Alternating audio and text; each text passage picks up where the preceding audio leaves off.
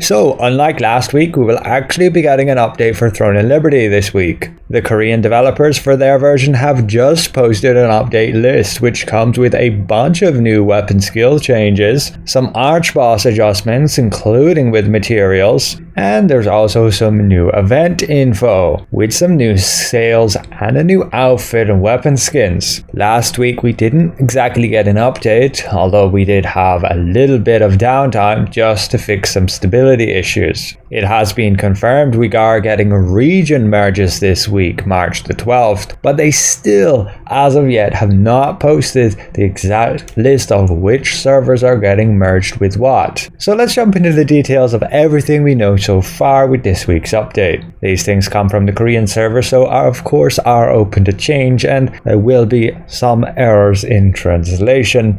It's easy to misinterpret things. Feel free to correct us in the comments if I make any mistakes. So looking at the update contents here, there's a bit of a dev comment focusing on easing the shield-centric defensive meta and enhancing combat interactions. They're expanding the means to counter shields, adding new specializations to various weapons, and the duration of recovery reduction effect has been adjusted to 9 seconds. We'll have to have a look what that really means. So we go here to the greatsword.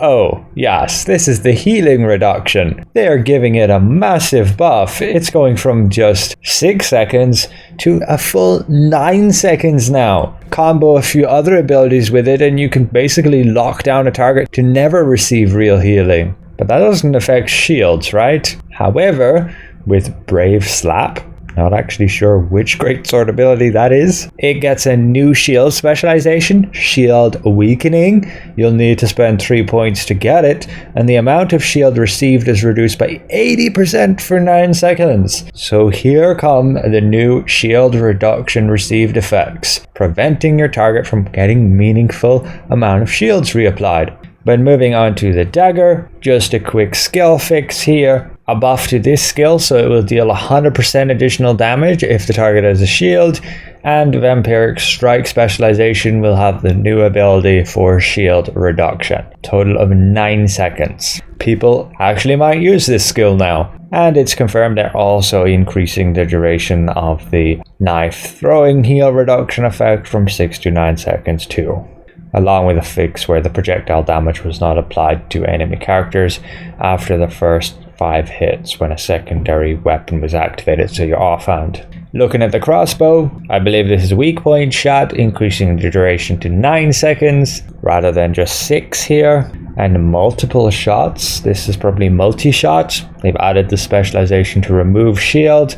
You need 5 points, and this will just completely remove one of the most recently applied shields when the attack hits. Again, not confirmed, but I believe that's multi-shot. As for longbow, Hand of Purification, they've just updated the description so that it's clear it can remove reduced recovery effect. That should mean for heal reduction and shield reduction effects. And your binding arrow, they've added the remove shield effect. So it will have the new specialization costing 3 points, where you'll be able to remove the recently added shield. Pretty crazy, but yeah, they seem pretty serious about adding counters to shields. And yes, binding arrow should be ensnaring arrow. As for your staff, it's also getting that boost from 6 to 9 seconds on its heal reduction. And for the wand, they are nerfing the shield duration from 6 seconds to 4 seconds on, I believe, Invincible Wall. They also look to be adding an effect where if you obtain a shield, you can't obtain another shield when you use the specialization, so the ability hits multiple people, just so you can't stack or instantly replace the Invincible Wall. And wow, this is actually a pretty huge boost for wand. They're now considering Corrupted Death and Swamp of Death as curses. It will be interesting to see if that has any effect on Curse Explosion, but it may very well boost it, if those are considered also damage over times. Looking then at the Spear, it's also getting a new specialization to reduce shield health received, consuming 3 points, and reducing it by 80% for 9 seconds. This is on Shattered, and I'm actually not sure which one that means. But then this next skill, they're fixing an issue where the defense action was cancelled when hit with the effect of Della's Noah. I believe that's Rising Slash. Then looking at the orb, they are massively nerfing Distortion Veil, reducing the shield duration by a half, from 6 to just a measly 3 seconds. Of course affected by buff duration though, but that won't get much higher than 7 seconds at max. As for your Summon Satellite, it will now have a 20-second cooldown before you can be affected by another caster's Distortion Veil. This does not apply for the same caster, basically making it so you don't stack oracles in a group, spamming shields on everybody. And they fixed those weapon masteries where these two were not sharing the cooldown when they should, and a bug fix for this piece of equipment. Moving on then to Arch Boss changes. They say here that Peace and Faction boss battles will appear once more on Tuesday, Wednesday, Friday and Saturday, but the number of guild boss battles will remain at 1, but the appearance time will change depending on the day of the week. For example, if it's 7 on Tuesday, it'll be at 10 on Wednesday.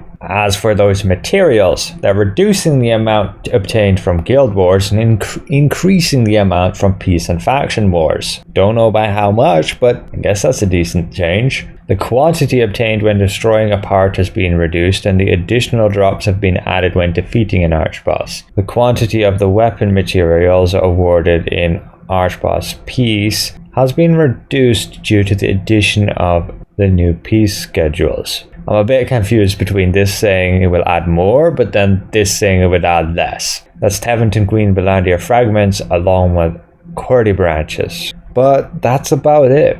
Let's have a look at what's up with the new event details. The return of the Cherry Blossom event. It looks like here it will last 3 weeks. Allow you again to partake in those races, obtaining those coins, with what appears to be a new addition where you can get those boxes falling from the sky at these certain times and days. This being the listed times for Korea, that may be different for us in Global. And the drops from those are just here, so nothing too amazing. There will be 3 event vendors, a check-in event for the 3 weeks, giving you these Cherry Blossom Sprint boxes, which will just give you coins, cakes, and some other food. Coins used in the store, this food giving you Abyss token efficiency and mastery gain, another food giving you hit chance, crit chance, CC resistance, and another movement speed and attack speed. As for those coins, what can you actually purchase? Well, some flower eggs, leaf eggs, a title, some relic analysis crystals, maximum of 20, 4 entropy shards, 8 chaos prisms, 100 unlock stones, 200 trade extract stones, and 200 conversion stones. You can get 10 chaos runes and some growth stones along with stellarite. There will also be the ability to get some extra rewards by visiting an NPC, that orange. You can get a profile frame, what looks like some housing furniture, and 10 more relic analysis crystals. But that's about it for the details of the event. We should be getting it too, usually how they do it. They're adding a new battle pass. We may not get this one. They have sold this little cute guy in the shop by itself. They list all the rewards here. But then let's have a look at the new outfit.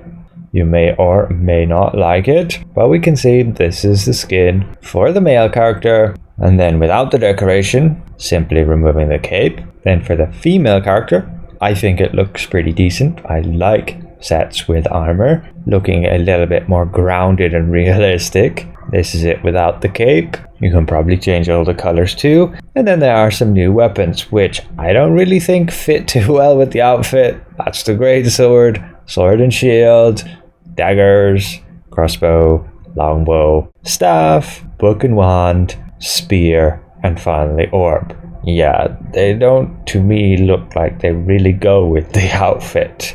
And the quiver for the bow just looks generic. But that's everything for the patch notes. A bunch of PvP balance changes, including a lot more ways to counter shields, massive nerf to Distortion Veil, will have half the uptime. You'll no longer be able to stack Guardian Satellite between multiple orb shielders, and Invincible Wall also won't be able to stack between multiple shielders. The big concern here with nerfing this is the TTK is gonna go through the roof. It's already super fast. People are just going to only die even faster. But this is more for the competitive scene. I don't think the average casual solo queuing into Battlegrounds really experienced much of the shield meta for themselves. They probably ran around without shields because they don't even run with their healers and would just die just as fast anyway. But at the end game level,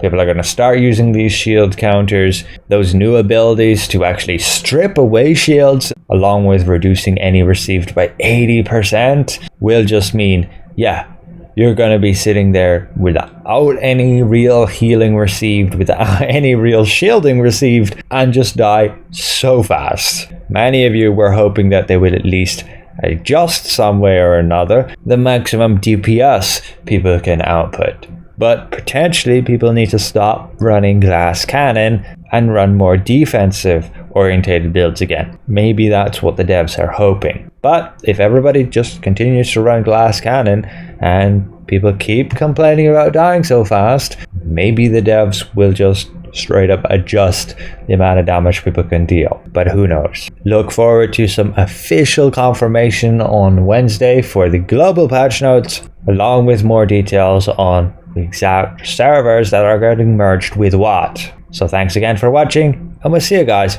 around.